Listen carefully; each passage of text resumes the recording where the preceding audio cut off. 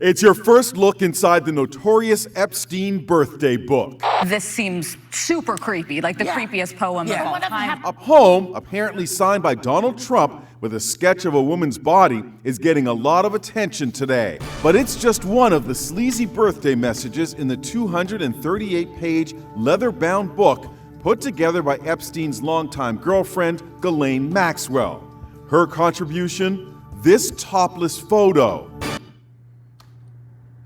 This month, House Democrats released the 238-page Epstein birthday book.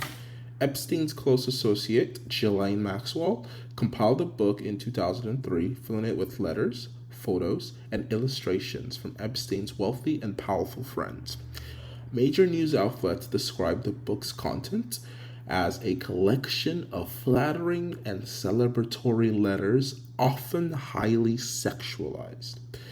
The entire birthday book shows the juvenile and crass humor of the elites, and it starkly undermines any illusion of sophistication among these so-called elites.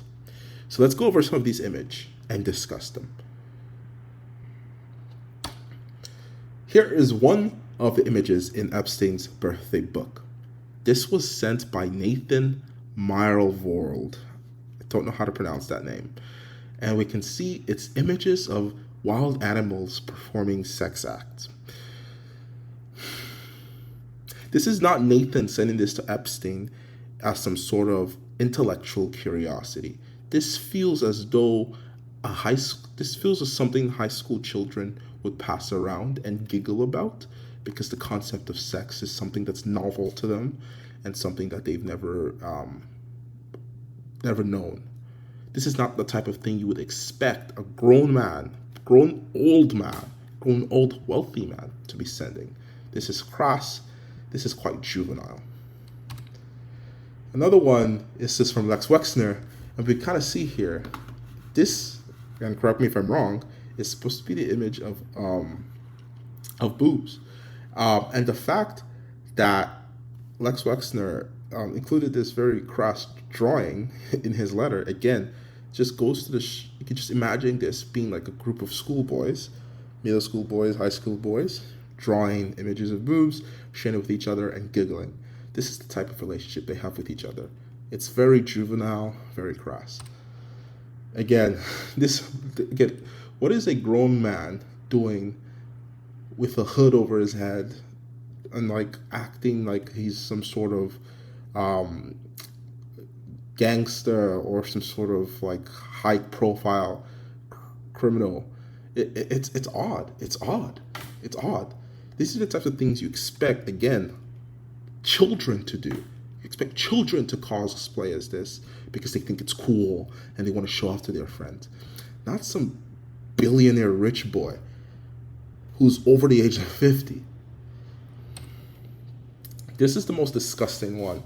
We have this childlike drawing of Epstein from 1980s to 2000s, and it effectively just like details his pedophilic tendencies. And what's very odious about this is the fact that this drawing looks like something that a child would do. The artwork looks like something that a child would do. It's painted with colored pencils, and the figures in this image are very simple drawings. And I don't understand how these wealthy people who tend to portray themselves as these leaders of industries, these leaders of economies, their humor and their art sense is so juvenile and so crass. Here's another example. Again, this is not something you would expect a grown person, a grown man, to be painting. But here we are.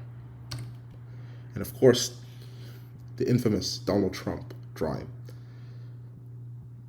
In all of this, it's very clear that these elites in media tend to be portrayed as these bastions of industries, these super smart, super intelligent, super disciplined people.